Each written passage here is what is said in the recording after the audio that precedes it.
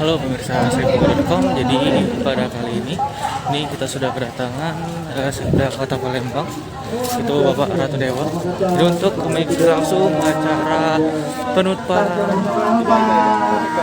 penutupan dari Festival Sekanak Lambidaro.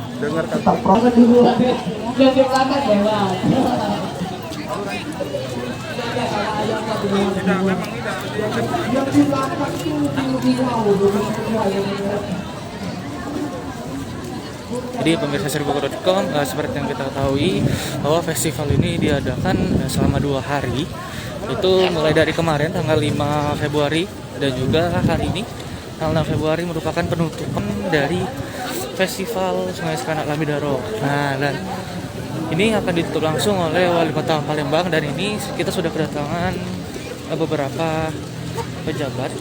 Nah, salah satunya ini Sekda Kota Palembang, yaitu Bapak Ratu Dewa.